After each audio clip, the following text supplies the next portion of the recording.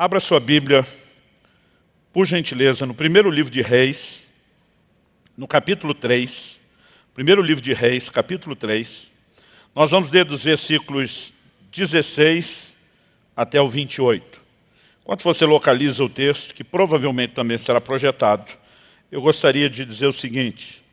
Muitos anos atrás, e esses muitos anos eu devo estar falando de pelo menos 2 décadas, porque já há 17 anos, já faz 17 anos que meu pai partiu para a glória, foi para o encontro do Senhor, né? Então, acredito que isso remonte a no mínimo uns 20 anos atrás, porque na época meu pai me mandou uma fita cassete, né? Quando você fala de fita cassete, realmente é da época que o Mamu estava só doente, não tinha nem morrido ainda. E meu pai mandou uma fita pelo correio e disse: quero compartilhar com você uma mensagem que Deus me deu. Meu pai era um pastor, um pregador, né? E por sinal, eu era fã, principalmente da forma como ele rotulava os títulos que ele dava para as mensagens. Eu achava incrível, além do conteúdo em si. E eu lembro quando chegou a mensagem, eu fiquei muito curioso, porque o título era A Espada Cortante do Rei. E quando ouvi a mensagem, eu não me lembro dela toda, né? Isso já faz muito tempo, mas a resenha dela, né, ainda está viva dentro de mim. E em cima dela, eu talvez tenha adaptado, ajustado um pouco a roupagem, mas eu quero compartilhar, né? A essência do que eu vou compartilhar é a mensagem que eu ouvi do meu pai na época, e eu tenho certeza que isso vai te abençoar também. Então me acompanhe aí em 1 Reis, capítulo 3, nós vamos ler dos versos 16 ao 28.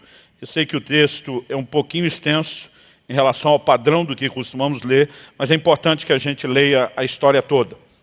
O texto diz assim: então 2 prostitutas foram falar com o rei Salomão. Apresentaram-se diante dele e uma das mulheres disse: ah, meu senhor, eu e essa mulher moramos na mesma casa, onde dei à luz a um filho. No 3º dia, depois do meu parto, também essa mulher teve um filho. Estávamos juntas. Não havia nenhuma outra pessoa conosco na casa. Somente nós 2 estávamos ali. De noite, o filho dessa mulher morreu, porque ela se deitou sobre ele. Ela levantou-se no meio da noite e, enquanto a sua serva dormia, tirou o meu filho, que estava ao meu lado, e o pôs na cama dela. Depois colocou o filho dela, morto, nos meus braços.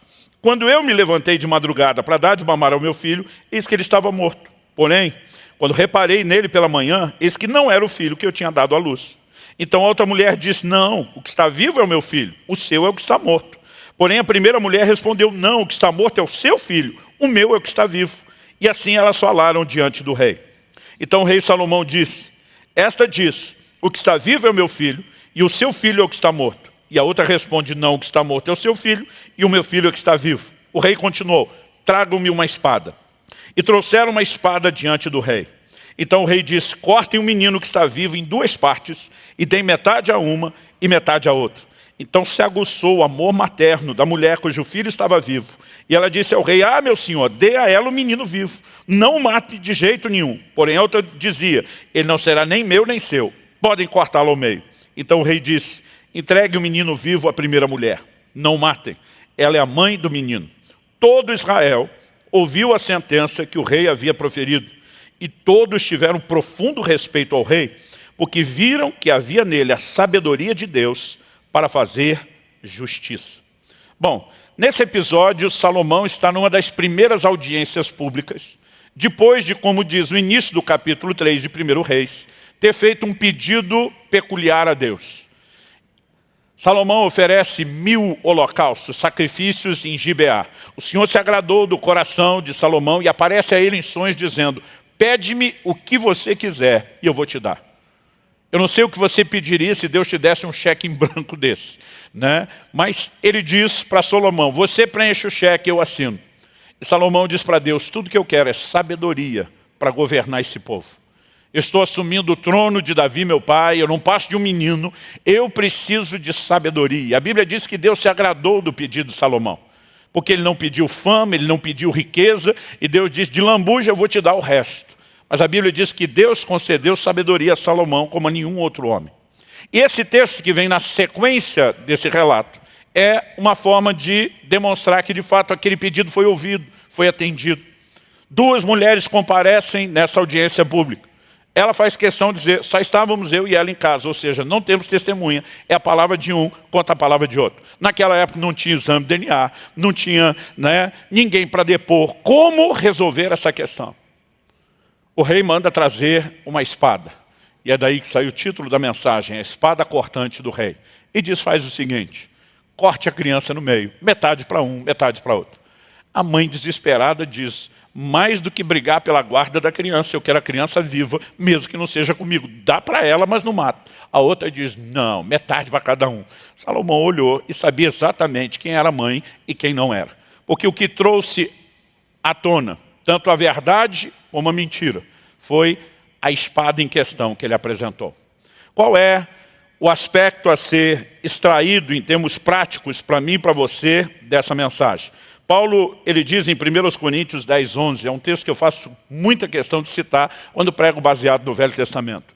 Ele diz que essas coisas, ele está falando dos relatos da história do povo de Israel, do Antigo Testamento, ele diz essas coisas foram escritas para nosso exemplo, para nossa advertência de quem são chegados os fins dos tempos. Em outras palavras, não se trata de mero registro histórico, mas de orientação prática para mim e para você. Em Romanos 15, 4, Paulo diz tudo quanto foi escrito. Para nosso ensino foi escrito, incluindo essa porção dessa audiência pública de Salomão. Na ocasião, quando meu pai pregou a mensagem, isso foi uma revelação que Deus deu a ele, ele faz um link entre Salomão e a pessoa de Cristo, Salomão figurando Cristo. Não apenas como alguém que é da linhagem de Davi, para quem Deus havia prometido que dela viria o Messias, o Cristo, mas também como um justo e reto juiz. Tanto como filho de Davi, como um justo juiz, ele é uma figura de Cristo. As duas mulheres estão diante dele. A Bíblia diz que eram duas prostitutas.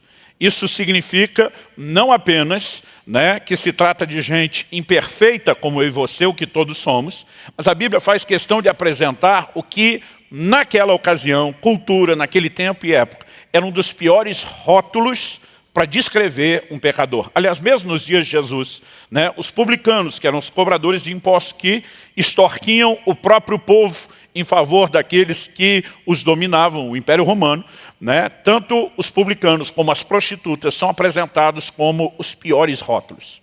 Toda a sociedade tem de tempos em tempos e sofre mudança. Quando eu era garoto, talvez um dos adjetivos bem pejorativos para se referir a alguém era quando chamava, por exemplo, de maconheiro. A gente não imaginava que ia chegar o dia que isso se tornaria tão normal e que não seria pejorativo. Mas quando era garoto, era rotular alguém assim, você já sabia. Está dizendo que o tipo está totalmente fora do padrão. E naquela ocasião eram as prostitutas. Ou seja, nós temos a figura de um justo juiz e diante dele a figura de pecadores. E ele tem a capacidade de trazer à tona o que está no coração deles por meio da sua espada cortante. O que isso tem a ver comigo e com você no nosso tempo, nos dias de hoje? Me acompanhem, por favor, em Hebreus capítulo 4, versículo 12. Hebreus 4, 12 diz assim, porque a palavra de Deus é viva e eficaz, e mais cortante do que qualquer espada de dois gumes. Penetra até o ponto de dividir alma e espírito, juntas e medulas, e é apta para julgar os pensamentos e propósitos do coração.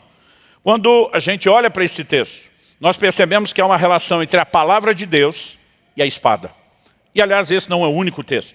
Em Efésios, no capítulo 6, por exemplo, quando a Bíblia fala da armadura de Deus, no versículo 17, Paulo fala a respeito da espada naquela armadura, que é a espada do Espírito, que é a palavra de Deus.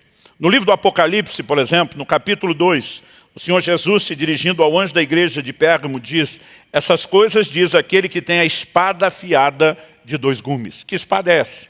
Apocalipse 19, 15, falando do retorno de Cristo, diz, sai da sua boca uma espada afiada, para com ela ferir as nações. Quando a Bíblia relaciona a espada com a boca de Cristo, está de novo dizendo que a espada é a palavra de Deus. Ou seja, assim como Salomão, assentado no trono, faz uso de uma espada para trazer à tona o que estava no coração daquelas mulheres que representam todos nós pecadores. Cristo, nosso justo juiz, também tem uma espada. E o livro de Hebreus está dizendo que ela é apta para discernir os intentos do coração. Quando eu falo da espada cortante do rei, não me refiro ao rei Salomão, me refiro ao rei Jesus. E o propósito da minha mensagem é falar do poder de operação da palavra de Deus. Nós sabemos que a Bíblia é muito mais do que um livro, do que uma obra literária. Embora, como tal, seja o livro mais lido em toda a história da humanidade, mais impresso, mais distribuído, em várias pesquisas que nós tivemos, mesmo no Brasil, nos últimos anos, o livro mais lido que sempre aparece é a palavra de Deus. Mas nós sabemos que ela é muito mais do que um livro. A Bíblia se refere à pessoa de Jesus como o Verbo. Ele é a palavra de Deus. E o que nós encontramos no livro é uma revelação da pessoa. Eu e você precisamos entender que o mundo foi criado pela palavra de Deus. E que todas as coisas subsistem pela palavra do seu poder. A mesma palavra que criou sustenta todas as coisas. No Salmo 138, 2, a Bíblia diz: exaltaste acima de tudo o teu nome e a tua palavra. Nós precisamos compreender que quando Hebreus está dizendo que a palavra de Deus é viva e é eficaz, ele está falando de um poder extraordinário, acima da nossa capacidade de compreensão. Mas a pergunta é, será que nós temos usado o poder disponível por trás dessa palavra? Então, o que eu quero apresentar para você, eu vou construir em cima de 3 fundamentos aqui bem distintos. No primeiro tópico, eu quero falar do problema. No segundo, nós vamos falar do diagnóstico. E no terceiro, nós vamos falar da cura. Ou seja, o homem tem um problema. A gente poderia chamar isso de enfermidade, a deformidade. Mas Deus tem diagnóstico para esse problema. E eu vou descrever antecipadamente um problema que nós temos dificuldade de reconhecer. É Deus que, por meio da sua palavra, pode expor. Mas a palavra de Deus não produz só diagnóstico. Ela também produz cura, transformação, restauração. Então vamos construir isso em partes. Em primeiro lugar, o problema. O problema é aquilo que está no coração. E aliás, eu costumo dizer que o nosso grande problema não é o nosso problema. O nosso grande problema é a dificuldade de enxergar o problema. Em Mateus, no capítulo 7, o Senhor Jesus diz nos versículos 3 a 5, se você for rápido de endereço, você pode me acompanhar na leitura. O Senhor Jesus diz assim: por que você vê o cisco no olho do seu irmão, mas não repara na trave que está no seu próprio? Ou como você dirá a seu irmão: deixe-me que eu tire o cisco do seu olho, quando você tem uma trave no seu próprio? Hipócrita, tire primeiro a trave do seu olho, então você verá claramente para tirar o cisco do olho do seu irmão. Não há nenhum problema em que você se disponha a ajudar o irmão a enxergar melhor. Jesus só diz que é incoerente quando você está tentando tirar o cisco do olho do outro, sem enxergar a trave que está no céu. Outro dia alguém me disse: pastor, nós temos uma dificuldade de ver problema. Eu falei: não, nós temos dificuldade de ver o nosso. Que o cisco no olho do irmão, pequenininho, à distância, a gente vê bem. O que a gente não vê é a trave no nosso. O que literalmente está na nossa cara, a gente não enxerga. Mas na vida do outro, a gente consegue fazer a distinção. Jesus descreve como hipocrisia não a tentativa de ajudar alguém, mas a tentativa de ajudar alguém, quando nem nós nos permitimos ser ajudados naquilo. Agora, a pergunta é: será que cada um de nós acorda uma certa manhã resmungando consigo mesmo: hoje é dia de maldade, vou viver o maior nível de hipocrisia possível? Particularmente, não creio que a hipocrisia seja, na maioria dos casos, algo tão planejado ou pré-determinado. Eu acredito que nós temos, de fato, uma dificuldade, porque nós mensuramos de forma diferente o erro dos outros e o nosso. Então, algo que eu percebo, olhando para as Escrituras, e alguns textos que eu gostaria de chamar a sua atenção para eles, um deles está lá em 2 Samuel, capítulo 12. É quando o profeta Natã vai confrontar Davi, tanto pelo adultério com Batseba, como pelo homicídio de Urias, o segundo pecado, pior do que o primeiro, visando encobrir o primeiro. Quando Natã, o profeta, chega diante de Davi, ele não chega falando do que Davi fez. Ele conta uma alegoria, uma parábola, uma história. E diz: olha, tinha um camarada que tinha muitas ovelhas no seu rebanho, mas ele recebe um visitante. Em vez de matar uma das ovelhas para servir bem como anfitrião aquele visitante, ele simplesmente pega a única ovelha de uma família pobre, cuja ovelhinha era quase parte da família. E ele resolveu matar aquela para agradar o visitante. Davi ficou furioso e decretou uma sentença de morte como rei. Esse homem tem que morrer. Eu honestamente não sei qual teria sido o tom de voz de Natã. A Bíblia só diz o que ele falou. Diz que Natã vira para Davi e diz: o homem é você. Alguns imaginam Natã muito de boa. Pois é. Deixa eu explicar quem é o homem. Na minha cabeça, talvez por ser um profeta, eu já imagino um cara mais exasperado, né, botando o dedo na cara de Davi, dizendo: hipócrita, o maluco é você, né, é de você que eu estou falando, só contei uma história como sendo outra pessoa, porque o outro você enxerga o erro, o seu próprio você não enxerga. Aliás, eu adotei isso como uma ferramenta estratégica em aconselhamento pastoral ao longo do meu ministério. Porque muitas vezes, quando ia confrontar alguém pelo erro, percebendo a dificuldade que as pessoas, como eu, porque estamos falando do ser humano, têm de reconhecer o próprio erro, muitas vezes eu tratava do assunto da pessoa, falando da história de um outro. E normalmente as pessoas ficam indignadas, porque quando você coloca na terceira pessoa, eles enxergam o erro. Então, particularmente, acredito que não é só hipocrisia pela hipocrisia, é uma dificuldade de mensurar. Olha o que diz Romanos, capítulo 2, dos versículos 1 a 3, falando sobre essa dificuldade. O texto diz: por isso você é indesculpável quando julga os outros, não importando quem você é. Pois naquilo que julga o outro, você está condenando a si mesmo, porque pratica as mesmas coisas que condena.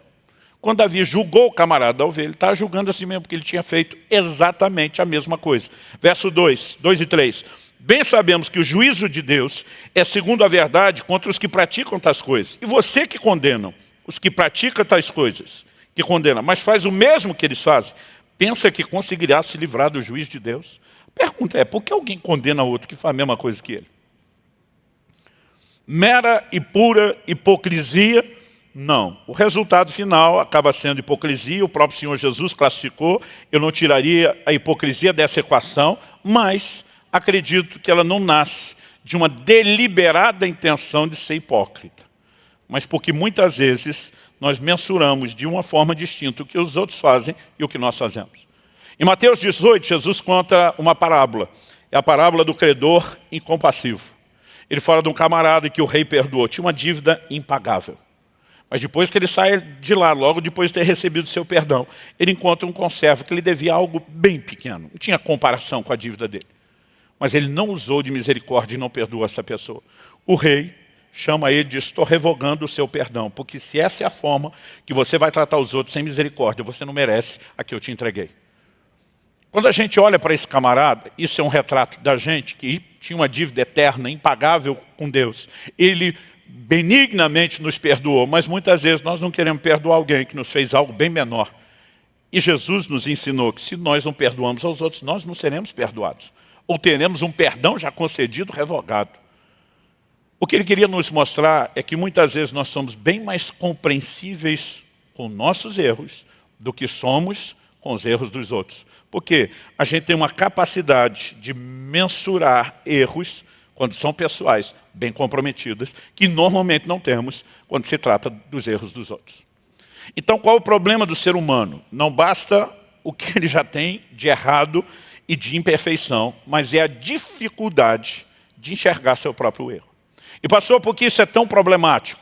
Porque Deus só pode trazer cura onde há diagnóstico, onde há reconhecimento.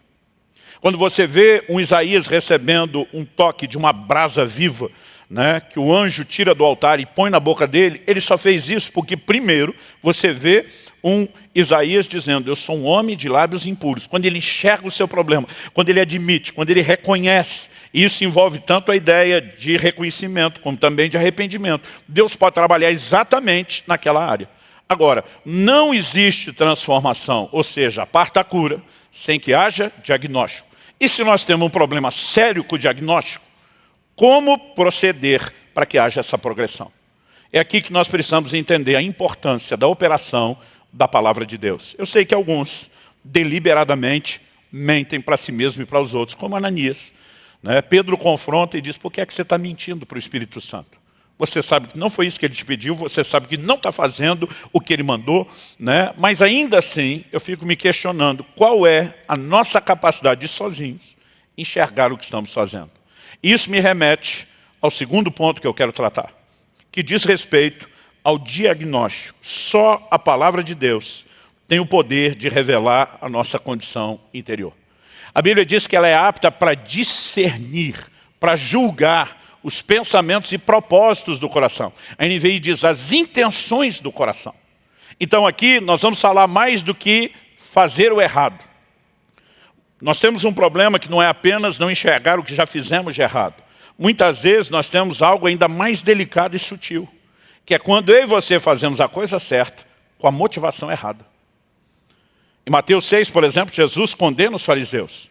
Não porque eles estavam jejuando, orando e dando esmola. Orar, jejuar e dar esmola em si não é nada errado. Aliás, é totalmente certo.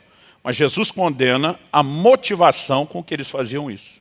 O que eles queriam não era nem agradar a Deus e nem servir as pessoas. Era apenas usar aquilo para se vangloriar, para se orgulhar, para se autopromover. Então, a motivação pode fazer com que algo que é certo acabe se tornando errado. Não pelo que fazemos em si, mas por que o fazemos. E se já não é fácil errar o erro quando a coisa é errada, você imagina a nossa dificuldade de perceber as motivações.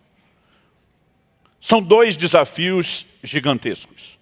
Agora, o que nós sabemos é que a palavra de Deus, que é viva, que é eficaz, que é mais cortante do que a espada que Salomão pediu que trouxesse, ela penetra profundamente na nossa vida. A Bíblia diz que ela é capaz de separar juntas e medulas. São coisas distintas, mas que normalmente estão bem juntas e fora do alcance da vista das pessoas. A Bíblia diz que ela tem o poder de separar alma e espírito. Os dois compõem o homem interior, embora sejam coisas distintas. Mas a Bíblia diz que ela também consegue expor e denunciar as motivações do nosso coração. Isso significa o quê? Que o coração é algo mais estratégico do que a gente tem muitas vezes imaginado ou conseguido mensurar. Provérbios 4:23 diz assim: sobre tudo o que se deve guardar, guarda o teu coração, porque dele procedem as fontes da vida. Vamos pensar nessa frase. De tudo que eu e você temos para guardar e proteger, Deus está dizendo, atenção primária ao seu coração. Por quê? Porque ele é uma espécie de manancial, de fonte de toda a sua vida. Se você quiser poluir um rio, você não precisa se preocupar em ficar manchando, intoxicando as águas do rio todo. Basta ir à nascente, e lá na nascente, na fonte, macular, comprometer, envenenar aquilo, você afetou o resto do rio. A Bíblia está dizendo que o que afeta o coração, afeta toda a conduta e o comportamento do homem. É por isso que Jesus, normalmente, quando abordava a conduta, ele não tratava com o fruto, ele tratava com a raiz do problema. No Evangelho de Marcos, Jesus diz, é do coração do homem que procedem os homicídios, os furtos, os roubos, os adultérios, e diz, tudo começa do lado de dentro. Aliás, é uma questão tão estratégica que você vai ver na Bíblia Deus e o diabo disputando o coração do homem. Em Atos capítulo 5, quando o apóstolo Pedro expõe o pecado e a mentira de Ananias, a pergunta do apóstolo para Ananias é, por que encheu Satanás o seu coração para que mentisse ao Espírito Santo? Pedro está dizendo, meu irmão, quem começou a trabalhar no seu coração foi o Espírito Santo, que te deu uma orientação, um impulso. Em algum momento, você sai da influência do Espírito Santo no seu coração e permite que Satanás encha o seu coração. Como que você saiu de um extremo a outro? Agora, porque Deus e o diabo estão disputando o coração, porque é uma fonte. E nós precisamos entender que se ele é tão central, se ele é algo tão importante assim na vida cristã, eu e você deveríamos dar mais atenção. O problema é que nós não temos capacidade de fazer isso sozinhos. Por que não? Jeremias 17:9 diz assim, enganoso é o coração, mais do que todas as coisas, e desesperadamente corrupto. Quem poderá entendê-lo? A NVI questiona, quem é capaz de compreendê-lo? Nós precisamos entender quando a Bíblia fala do coração enganoso, é porque muitas vezes nós não percebemos questões como essa, que falamos de intenções, de motivações. O coração, ele tem a capacidade de nos pregar algumas peças. Ou como diria a moçada, hoje em dia de nos trollar. Ele é enganoso. Pastor, mas o coração não é um guia confiável. Outro dia alguém me disse, eu ouvi o senhor ensinando e disseram que te ensinaram a escutar o seu coração. Eu falei, é verdade, eu reproduzo exatamente a linguagem que usaram para me ensinar lá atrás. Mas normalmente eu gosto de dizer às pessoas que o guia confiável não é o coração. O guia confiável é o Espírito Santo que fala ao coração. Romanos 8,16 diz que o Espírito testifica com o nosso Espírito, principalmente no Novo Testamento. O coração ele aparece muito mais, né, como um sinônimo do Espírito do que só da alma ou das emoções.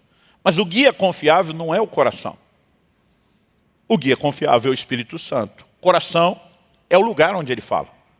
Então deixa eu tentar exemplificar isso de outra forma. Eu posso, por meio do celular, receber uma ligação e receber um conselho de um homem de Deus, um conselho sábio que pode me ajudar muito.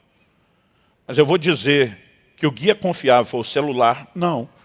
Aquilo foi só o lugar por meio do qual a informação chegou. Pelo mesmo celular, eu posso receber um conselho péssimo de uma pessoa desprovida de sabedoria. O guia confiável não é o celular, é quem vai fazer uso dele. Então, quando a Bíblia fala do coração pelo coração, desconectado agora do Espírito Santo como fonte, a Bíblia diz, desconfie dele. Mas no verso 10, o verso seguinte, Deus diz, eu, Senhor, sondo o coração, eu provo os pensamentos para dar a cada um segundo os seus caminhos, segundo o fruto das suas ações. Deus está dizendo, você não tem capacidade de fazer um diagnóstico do seu coração, mas eu provo o coração, eu sondo. Deus está dizendo, eu perscruto todas as coisas, como diz lá 1 Coríntios capítulo 2. Então Deus está dizendo, eu posso enxergar o que você não consegue enxergar aí dentro. Agora, ele não apenas enxerga, ele consegue demonstrar. Quando a Bíblia está dizendo que a palavra de Deus, ela é apta para julgar, para discernir, nós precisamos entender que há um poder espiritual. Ou seja, quando eu e você tiramos tempo lendo a Bíblia, no momento devocional diário, nós não deveríamos ter uma mentalidade que estamos apenas procurando aprender ou receber informações. Muito além disso, nós precisamos entender que existe uma ação sobrenatural que expõe a nossa real condição. Em Tiago, no capítulo 1, se você puder me acompanhar nesse texto, Tiago, capítulo 1, depois de, no versículo 22, a Bíblia nos orientar para que sejamos praticantes da palavra e não só ouvintes, ele termina dizendo, enganando a vocês mesmos. Alguém que não consegue levar para o terreno prático aquilo que ouve, está se iludindo. Essa é a mensagem bíblica.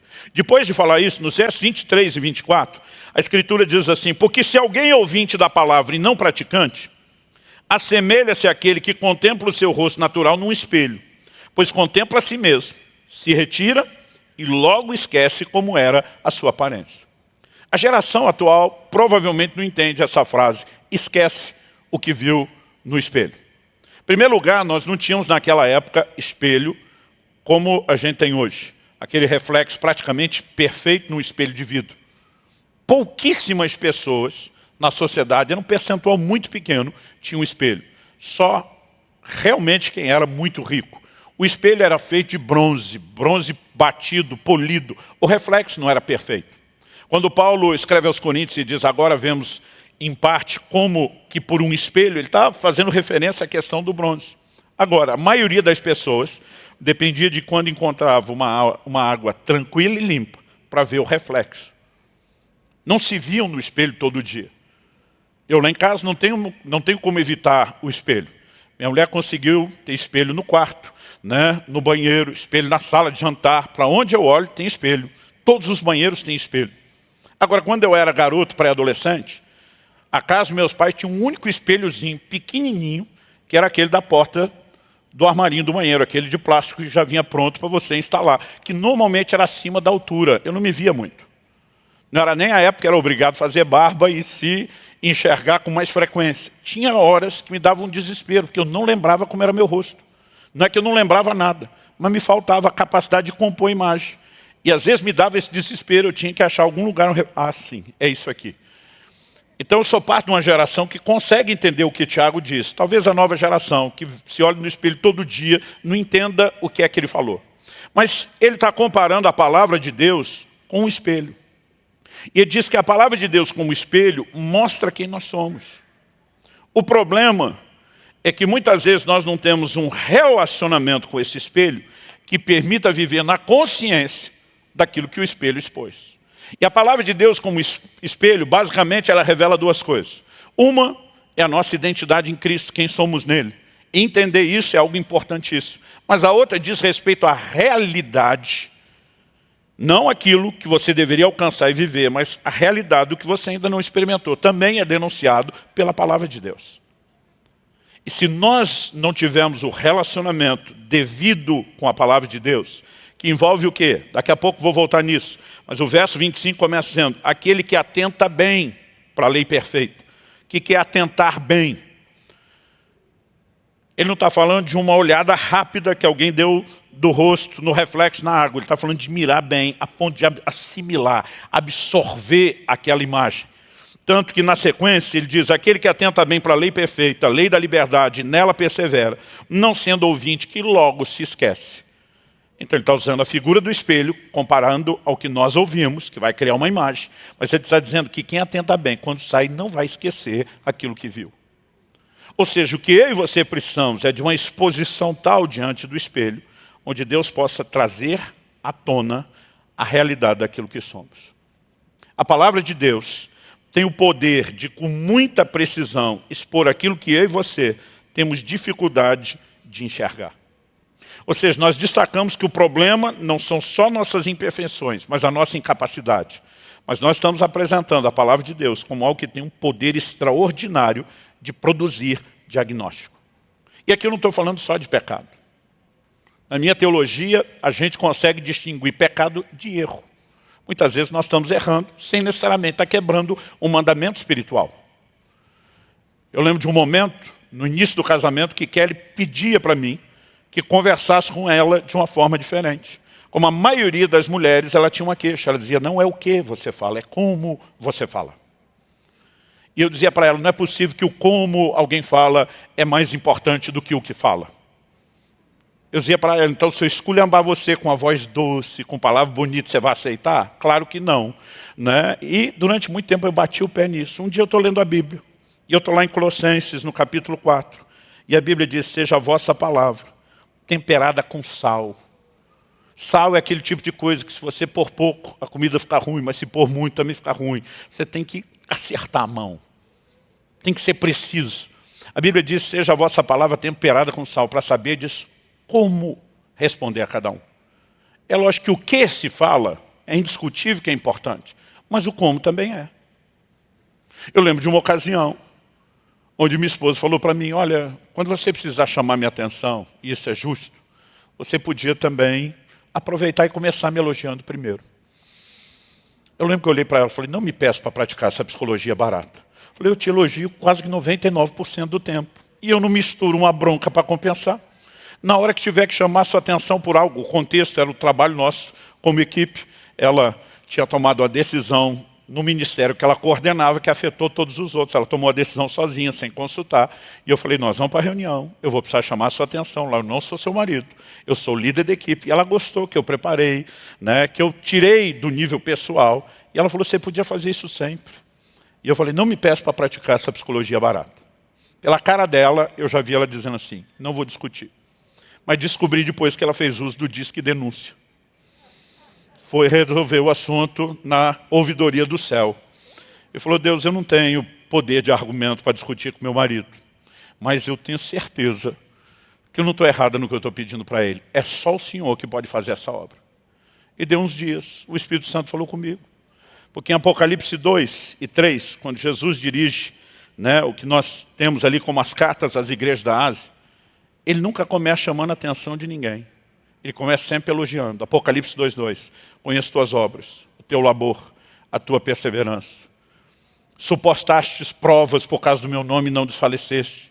Puseste a prova se dizem apóstolos e não são, os achaste mentirosos. Depois de encher a bola, ele diz, mas como ninguém é perfeito, tem um negócio aqui que nós precisamos resolver. Tenho contra você, que você abandonou o seu primeiro amor. Lembra de onde caíste, arrepende, volta à prática das primeiras obras. Mas depois elogio de novo. Mas tens a teu favor, que odeias as obras dos nicolaítas, as quais eu também odeio.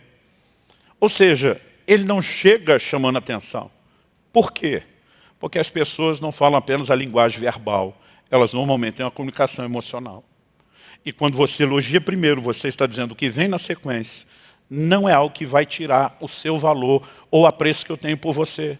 Isso melhora muito a comunicação. Eu não acho que necessariamente naquele momento, ao não entender isso, eu estava pecando. Mas eu teria um problema de relacionamento desnecessário. A palavra de Deus expôs todo o meu comportamento. Me deu luz, me deu orientação. Você entende o que eu estou falando? Nós temos a dificuldade enorme de enxergar. Mas há um poder, há uma sabedoria sobrenatural nas Escrituras. Não é só um conselho, está aí na geral, pegue. O Espírito Santo tem o poder de aplicar aquilo num âmbito personalizado em mim e em você. A chave da mudança de vida é a exposição que a palavra de Deus pode fazer no meu e no seu coração. Quem está entendendo, diga amém.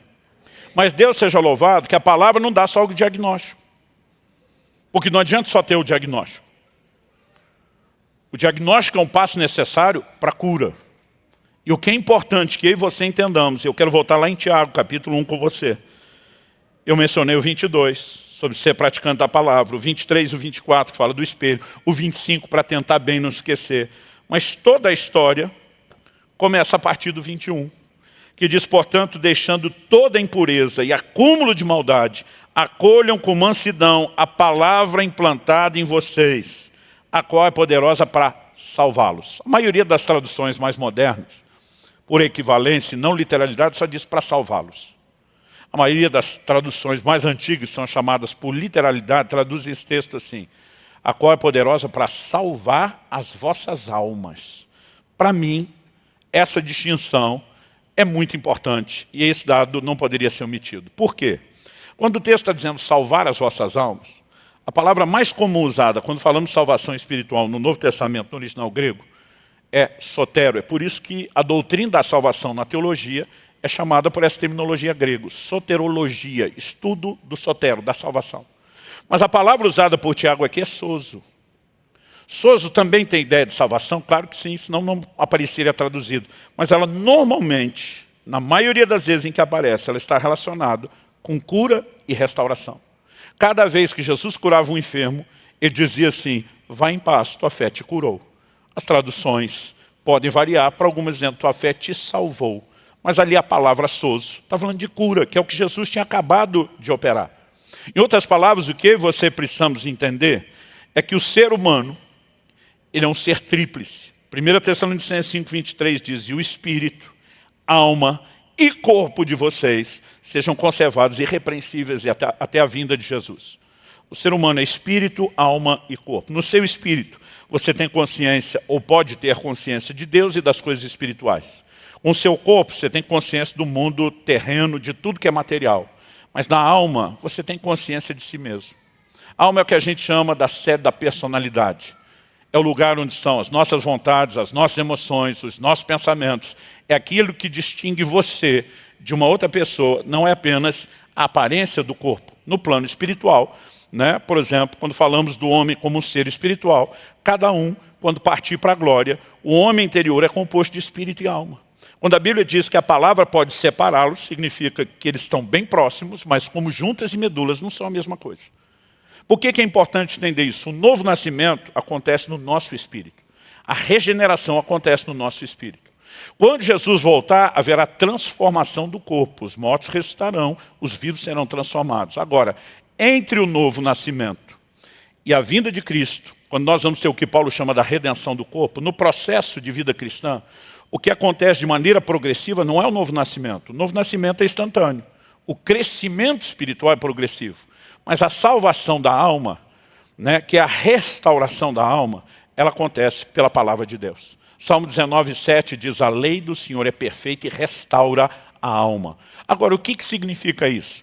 Tiago está dizendo, receba com mansidão a palavra implantada em vocês. O que é a palavra implantada em vocês? Versículo 18, anteriormente, que dá o contexto, ele diz, segundo o seu querer, ele, está falando de Deus, nos gerou pela palavra da verdade, para que fôssemos como que primícias das suas criaturas. Toda a obra de Deus, na minha e na sua vida, começa com a entrada da palavra de Deus. Ah, pastor, eu fui salvo pela graça mediante a fé. É verdade, onde você conseguiu a fé? Romanos 10:17 diz que a fé vem por ouvir e ouvir a palavra de Cristo. Tudo parte da pregação. Em Efésios, no capítulo 1 e no versículo 13, Paulo diz assim, nele aqui em Cristo, também vocês, depois que ouviram a palavra da verdade, o evangelho da salvação, tendo nele também crido, receberam o selo do Espírito Santo da promessa. Aí eu criei, porque eu ouvi a palavra da verdade, o evangelho da salvação. Quando há uma combinação de receber a palavra em fé, novo nascimento, o Espírito Santo vem habitar em nós. O ponto de partida é a entrada da palavra. Ela é a semente de Deus que produz mudança na minha e na sua vida. Quem está entendendo, diga amém. O apóstolo Paulo fala isso, o apóstolo Pedro fala isso. Em 1 de Pedro, capítulo 1, verso 23, ele diz, vocês foram regenerados, não de semente corruptível, mas de semente incorruptível, mediante a palavra de Deus, a qual vive e é permanente. Eu gosto dessa expressão, que se refere à palavra como algo vivo, que opera e trabalha dentro de mim e dentro de você. Mas a mesma semente que entrou e produziu o novo nascimento, Tiago está dizendo, você tem que acolher com mansidão o que foi colocado dentro de você, ou seja, baixa a guarda, se exponha. A palavra quer continuar operando em você, para da mesma forma como trouxe regeneração no seu espírito, trazer restauração para a sua alma. A palavra não traz só diagnóstico, ela traz cura. Mas a pergunta é, que cura é essa? Porque nas últimas décadas, quando a igreja começou a falar de algo que não se falava muito ao longo da nossa história, que é cura interior, cura para as emoções, nós limitamos a salvação ou a restauração da alma só a uma restauração emocional. E não estou dizendo que a palavra de Deus não faça isso. Ela tem o poder de sarar nossas emoções? Claro que tem. Uma pessoa que chega, a Deus, a Cristo, se converteu e traz marcas profundas de rejeição, ela tem uma dificuldade em relação a entender o seu próprio valor, por conta da experiência e das marcas emocionais. Agora, a revelação da palavra começa a trazer à tona o meu e o seu valor, não diante das pessoas, mas diante do Criador de todas as pessoas. E essa revelação é extraordinária. Ela te coloca acima de qualquer dor. No Salmo 27, 10, Davi diz, ainda que meu pai e minha mãe me desamparem. São as pessoas de quem temos a maior necessidade de afeto desde criança. E diz, o Senhor me acolherá. O que ele está dizendo? Eu entendi o meu valor diante de Deus. Se alguém não ia reconhecer, o problema é deles. E isso não muda o entendimento de quem eu sou, da importância que eu tenho aos olhos de quem me criou. A palavra de Deus, ela pode produzir uma mudança tão extraordinária que sara qualquer ferida, qualquer dor que eu e você carregamos. Mas o problema é que muitas vezes nós limitamos a cura só a isso. Então Deus vai arrumar o nosso mundo emocional. Eu quero te dizer, é muito mais do que isso. Se nós estamos falando de um problema que a palavra diagnostica e que tem a ver com comportamento, será que a cura se limita só a mudar emoções e não mudar o nosso comportamento? Nós precisamos entender que a cura é mais do que alinhar emoções. Isso é parte do pacote, mas não se limita a isso. O poder de cura que a palavra de Deus tem é transformar a minha e a sua vida. É transformar a minha e a sua conduta. Quem está entendendo, diga amém. Quando Jesus fala na parábola do semeador,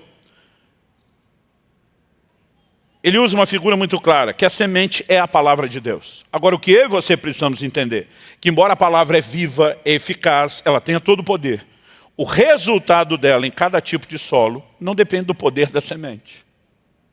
Ele diz que o primeiro nível de solo, onde não houve nenhuma frutificação, ele diz é o que ouve a palavra e não entende. Mas o último, que produz fruto a 30, 60, 100 por 1, é o que ouve e entende. Então o que nós precisamos é de uma combinação, de uma interação. Cada tipo de solo é explicado por Jesus, falando da interação de cada um com a palavra. Um nem recebe. Outros dois aqui no meio.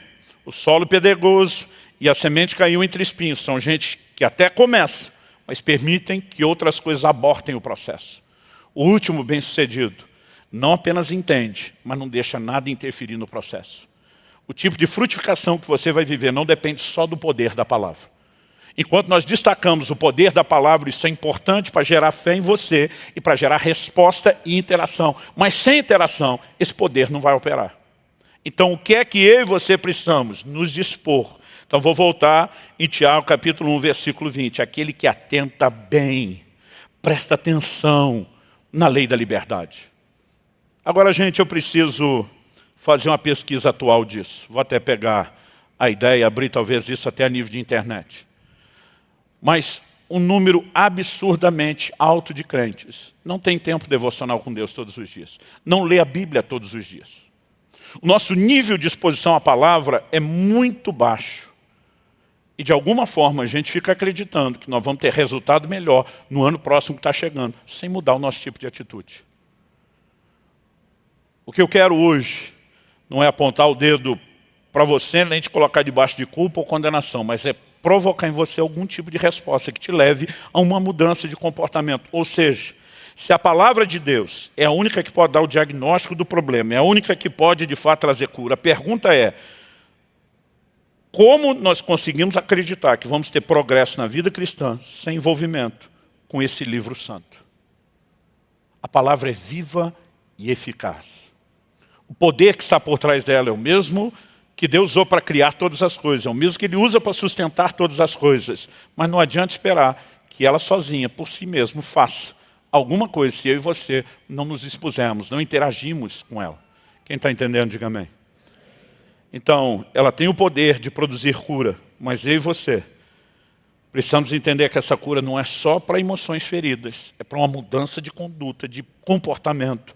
Né? Como diz Paulo aos Coríntios, para que nós sejamos transformados de glória em glória na imagem do Senhor Jesus. Mas a pergunta a ser feita é: nós temos feito uso disso? E eu quero terminar te fazendo 3 perguntas.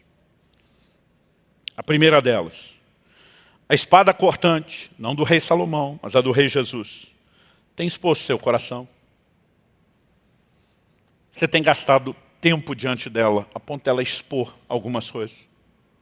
Vou repetir, não estou nem só falando de pecado.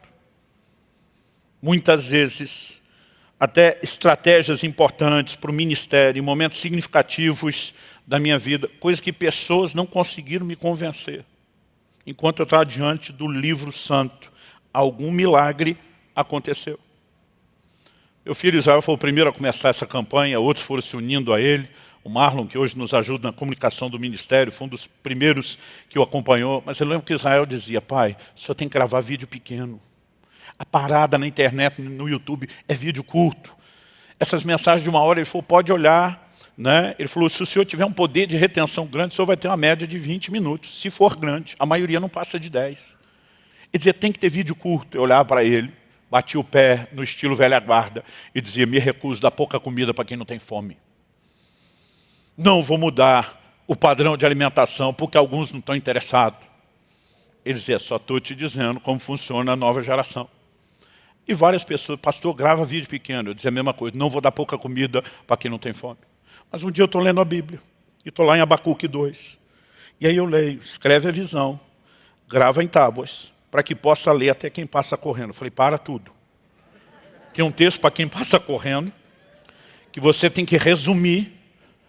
Era a visão do outdoor da época. Escreve a visão em tábua, grava. O cara passou correndo, pegou. Eu falei, não pode. Eu falei, é verdade, Deus, que desde aquela época o senhor já estava preocupado com isso? Essa parada para meditar me deu a chance de, pela primeira vez, ouvir Deus num assunto que até então não tinha dado espaço para ele falar. Naquele dia o Espírito Santo falou comigo, eu não quero que você pare de fazer o que está fazendo. Eu não quero que você pregue mensagens menores nos cultos e reuniões. Mas o Senhor diz, eu quero que você use uma outra estratégia para atingir um outro público. Ou às vezes o mesmo público que domingo tem 1 hora, mas durante a semana não tem. E o Senhor me disse, mas você não vai abrir só para um lado. Você vai abrir também para o outro. Eu quero que você comece a gravar os cursos para quem de fato quer se aprofundar. E naquele momento eu percebi que não era meramente mudar, era ampliar. Agora, eu tenho momentos significativos, não só em Deus tratando pecados, expondo motivações erradas, mas muitas vezes ajustando relacionamento, como falei dentro de casa, no meu casamento. Estratégias no ministério, sempre diante do espelho. Não me diga que é só um lugar para dar sugestão, porque normalmente, quando eu estou recebendo algo de lá, eu não escutei de mais ninguém. Porque eu tenho um lado que eu chamo de perseverante, minha mulher diz que é teimoso. Há um poder sobrenatural nessa palavra. Quem está entendendo, diga amém. Agora você imagina se eu e você, dia a dia, vamos nos expondo e permitindo que ela vá produzindo mudança em todas as áreas da nossa vida. A beleza é que esse livro não vai produzir o mesmo resultado para cada um, quando eu falo de detalhes. No sentido geral, sim. Mas Deus tem a capacidade de extrair e trazer uma aplicação personalizada para cada um de nós. Eu amo a palavra de Deus. Eu sou apaixonado e empolgado com esse livro. E eu quero te dizer, o que você precisa É muito mais do que ouvir uma mensagem ou duas por semana em reuniões que nós temos. É uma exposição diária para a palavra de Deus. Você recebe essa palavra em nome de Jesus? Primeira pergunta, a espada cortante do Rei Jesus tem exposto seu coração. Segunda pergunta, você tem permitido ser moldado ou mudado por essa palavra? Porque também não adianta ter diagnóstico e não ir para o lado da cura. Mas minha terceira e última pergunta, o que é que você vai fazer com tudo aquilo que você ouviu hoje? Porque apesar de ter tentado trazer a doutrina bíblica para o assunto, a parte prática tem que ser uma decisão muito simples. A hora que essa reunião terminar e eu sair daqui, o que é que eu vou fazer a respeito? Nós estamos nos aproximando de um novo ano. E todo mundo começa, já é cultural, as resoluções de ano novo. Todo ano, o que encabeça as listas de resoluções são duas coisas que se repetem no mundo inteiro. Sair do vermelho e emagrecer. E eu não tenho nenhum problema se estiver na sua lista. Mas deixe isso para o segundo e o terceiro.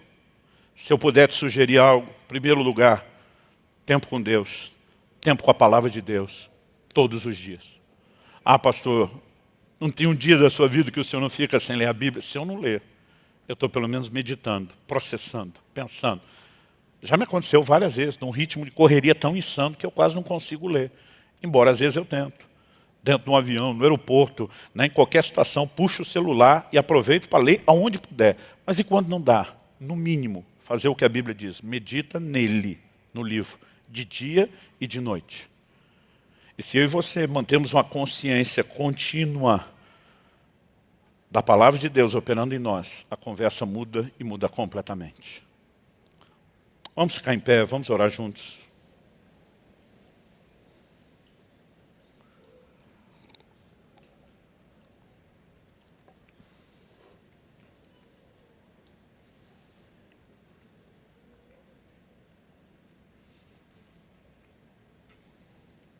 Eu gostaria que você colocasse diante de Deus sua própria vida nesse momento e que você pudesse orar dizendo: Espírito Santo, eu não quero apenas ouvir isso tudo e sair daqui sem nenhuma decisão prática. Talvez você precise ser honesto e dizer: eu não sei por que me falta essa empolgação. Essa semana eu estava conversando com um irmão, nem é da nossa igreja. E ele falou para mim: pastor, eu tenho vergonha, porque minha vida é corrida. E às vezes eu uso isso como uma justificativa, que eu chego em casa à noite, vou ler a Bíblia, eu não aguento de sono e eu durmo. Ele falou: mas essa semana eu precisei estudar para o meu trabalho. E eu ficava acordado até tarde, sem sono. Por causa da área de trabalho dele, imaginei. Eu falei: não, é que normalmente o vídeo do YouTube, que você deve estar precisando, tem uma outra dinâmica. Eu falei: não, pastor, eu estava lendo. Ele falou: como eu posso estar nesse nível de com uma coisa natural não ter sono e com aquela outra ter? Eu falei: bom, tem duas coisas. Uma, talvez você precise de um despertamento e de uma carga sobrenatural para ter empolgação que você tem com o seu negócio. A outra, que muitas vezes nós não reconhecemos, que nós vivemos num ambiente de guerra espiritual. Quando os discípulos de Jesus estavam no Getsemane, não conseguiam orar e dormiam, Jesus disse para eles: o espírito, na verdade, está pronto, mas a carne é fraca. Jesus não disse que a carne é fraca para falar de tentação. Na hora da tentação, a carne é forte, não é fraca. Ela é fraca para buscar Deus. E se você pensar bem, tem muito crente que mesmo hoje, depois de convertido, mesmo que não vire uma noite acordado na balada, ainda tem alguns entretenimentos. Tem gente que consegue maratonar seriado e filme e não tem sono, mas na hora de orar e para a vigília tem sono. Jesus disse: seu espírito está pronto, seu espírito quer Deus. Mas a carne que carrega a velha natureza vai lutar contra isso. E o que nós precisamos fazer é subjugá-la, é dominá-la. E a carne não converte, ela tem que ir para a cruz. Você vai ganhar essa briga usando de violência. Não estou falando, de você ferir literalmente a carne. Quando Paulo diz: eu esmurro o meu corpo e eu reduzo a escravidão, ele não está falando de algo literal. Mas nós podemos reconhecer que é uma briga e orar especificamente. Eu muitas vezes tenho dito para Deus: o Senhor está lá, o Senhor prometeu através de Amós, eis que vem dias, diz o Senhor, em que enviarei fome sobre a terra. Não fome de pão, nem sede de água, mas de ouvir as tuas palavras. Eu quero essa fome sobrenatural. Eu já dou um certo valor à sua palavra, mas eu não quero buscá-la só com aquilo que eu já entendi. Eu quero estar debaixo da intervenção de Deus. Porque se o sono vem do reino das trevas, não é o reino das trevas que me governe, eu quero que algo me desperte, que algo me vivifique para isso. E há formas e maneiras de você estar orando, buscando a Deus para que isso mude. Pastor, eu não vou conseguir sair daqui já 1000 por hora. Tenho certeza que não. Você não muda hábitos dessa maneira. Mas algo que eu tenho aprendido é que muitas vezes, com ou sem vontade, estabelecer um ritmo de disciplina pode te reprogramar. Mas também buscarmos a ajuda de Deus. Então eu quero que você ore, né, pedindo que isso não pare no final dessa reunião. Mas que Deus possa continuar esse assunto de uma maneira bem prática na sua vida quando você sair. Quando de vez em quando a gente faz campanhas aqui, como dos 100 dias na palavra, e 2022 nós vamos ter de novo. É apenas para tentar te ajudar a criar hábitos, disciplinas, mas isso precisa ser uma consciência que cada um desenvolva. Ninguém pode fazer isso por você. Mas você, com a ajuda e a graça de Deus, pode chegar lá. Fale com Deus agora, do seu jeito, da sua maneira, com as suas palavras. Enquanto você fala com Deus, eu quero aproveitar esse momento para fazer um convite. Talvez haja pessoas aqui que estejam se questionando, pastor, o senhor falou de receber com mansidão a palavra que já foi implantada. E se ela nem foi implantada em mim ainda? Então esse é o primeiro passo que você tem que resolver. O evangelho precisa ser recebido, precisa ser abraçado. Você precisa de uma decisão formal de entregar sua vida a Cristo, de dizer, eu vou abraçar a mensagem de salvação que Deus me oferece. Isso não apenas vai te levar a experimentar uma intervenção sobrenatural de Deus, trazendo perdão de pecados, remoção da condenação dos erros, mas é a porta de entrada para o reino de Deus. Jesus disse, se alguém não nascer de novo, não pode entrar no reino de Deus. Há uma experiência que determina o seu começo, a sua entrada, vai ter crescimento depois. Mas para isso você precisa entregar a sua vida a Jesus. Se você não fez isso ainda, eu não quero encerrar essa reunião sem te dar o que normalmente a gente chama aqui de a oportunidade da sua vida. De fazer de Jesus não só o seu Salvador, mas o seu Senhor, o dono da sua vida. Mas talvez possa haver gente no nosso meio que um dia tomou essa decisão. Mas de alguma forma e por várias razões, você se afastou, se esfriou, se desviou.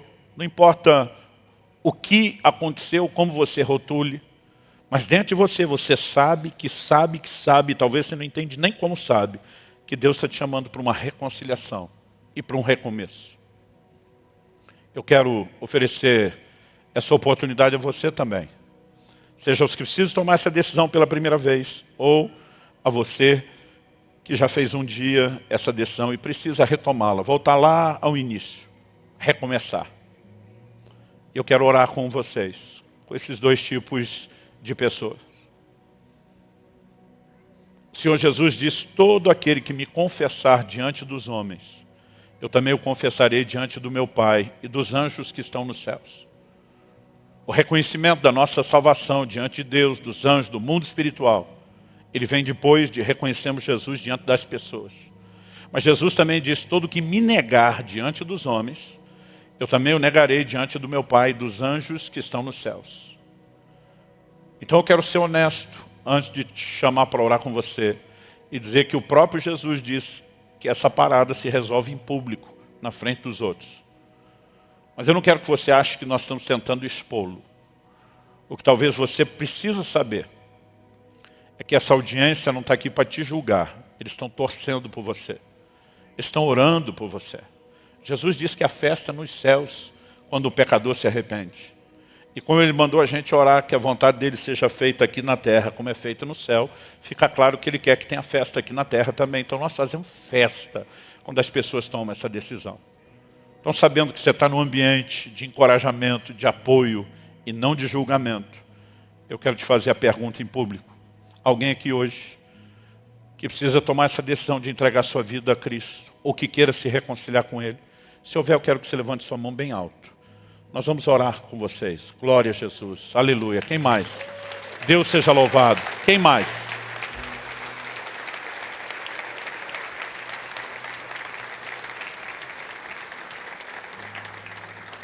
Eu vou pedir mais do que só levantar a mão. Vou pedir que vocês saiam do lugar de vocês. Venham o mais rápido que vocês puderem. Aqui embaixo, aqui à frente. Perto de mim. Nós vamos orar com vocês. Você pode dar ao Senhor mais um forte aplauso por cada um deles.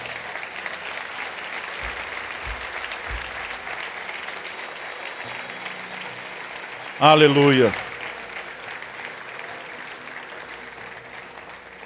Quem mais? Sempre tem gente, de vez em quando eu ouço aqui, ouço ali, gente que diz: pastor, eu queria levantar minha mão, parece que ela pesava 1 tonelada. Eu queria sair do meu lugar, parece que o pé estava enraizado no chão. Há uma guerra no reino espiritual. Mas eu tomo a autoridade do nome de Jesus para quebrar toda a cadeia, toda a amarra espiritual. Eu declaro cada pessoa nesse lugar livre para corresponder ao convite do Espírito Santo. Se você estava tentando erguer a mão ou sair do lugar, não conseguia, tenta de novo, que agora você vai ver que consegue. A Bíblia diz: se hoje ouvides a sua voz, não endureça o coração. Eu acho muito top essa frase, hoje. Há um outro versículo que diz: hoje é o dia aceitável, hoje é o tempo da salvação. Talvez você esteja pensando: eu posso resolver isso outro dia. É verdade. Já vi gente que deixou para depois e resolveu depois. Mas vi gente que deixou para depois e morreu sem resolver. A Bíblia diz: se hoje ouvir sua voz, não endureça. Lembra que é a sua resposta à palavra de Deus. E se Deus estiver falando ao seu coração, vem. Alguns às vezes eu fico tentando discutir consigo mesmo. Eu não acho que eu estou tão ruim para ter que recomeçar. Mas se algo aí dentro de você está dizendo: vai lá, simplesmente vem. Depois você tenta entender o que é que estava acontecendo. Há mais alguém? Glória a Jesus. Glória a Jesus.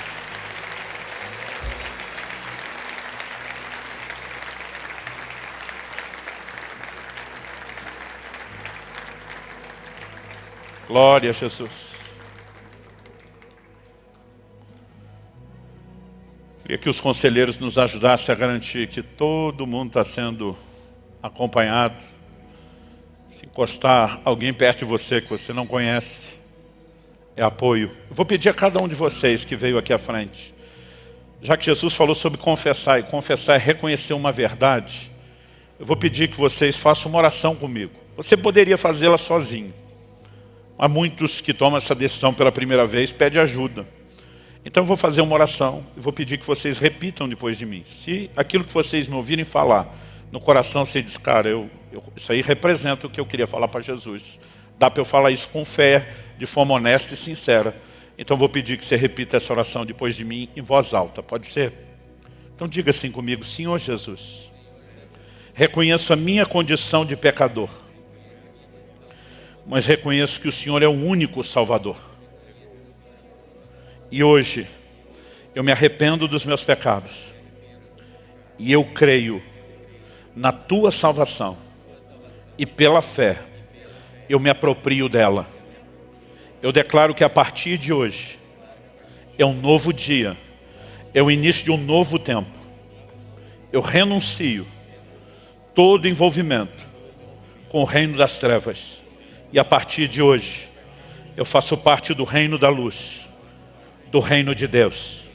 Eu entrego o controle da minha vida nas Tuas mãos. E eu oro que o poder do Espírito Santo opere em mim transformação, crescimento espiritual, frutificação para a glória de Deus. Eu invoco o nome de Jesus e a salvação que há nesse nome. E a partir de hoje, eu declaro que minha vida é Tua, meu Deus. Em nome de Jesus. Amém. Amém. Glória a Deus. Eu vou pedir a atenção de vocês para mais duas coisas que nós vamos fazer aqui bem rápido. Primeiro, eu gostaria de fazer uma oração com vocês. Não só eu, todo mundo vou pedir que estenda a mão. Depois que eu orar, eu vou pedir uma segunda coisa. Vou pedir que vocês estão aqui, sigam aquele casal que está à minha esquerda, à direita de vocês. Eles vão sair com vocês por aquela porta 6. Nós temos uma sala ali. E rapidinho, jogo rápido, nós queremos fazer duas coisas. Primeiro, dar um presente, uma lembrança desse dia, de uma decisão tão especial e importante. Segundo, se vocês concordarem, não são obrigados, a gente gostaria de pegar os dados para fazer contato, está orando por vocês, ajudar vocês. Isso, vocês podem decidir lá. Então, depois da oração, essa turma que colou ao seu lado, além de gentilmente dar as boas-vindas à família da fé, eles vão ajudar você a ir para aquele lugar, né, a não escapar. Embora você não seja obrigado, nós vamos tentar te constranger a pegar, no mínimo, essa lembrança ali. Estenda as mãos para eles. Vamos orar por eles. Meu Deus, nós somos gratos por essa decisão pública e pelo poder do Teu Espírito Santo que de forma sobrenatural sela a confissão de fé que foi feita nesse lugar. Nós declaramos sobre eles, se tornem reais as Tuas palavras, perdoados são seus pecados. Nós os declaramos livres de toda amarra do reino espiritual e declaramos um novo tempo de recomeço, de novo nascimento, de reconciliação com Deus em nome de Jesus. Oramos que o Teu Espírito os guie, os proteja, os guarde e os fortaleça nessa caminhada. Que eles vivam a manifestação da Tua graça nesse novo tempo, em nome de Jesus. Nós os abençoamos hoje e os entregamos aos Teus cuidados e à Tua graça, em nome do Senhor Jesus. Amém.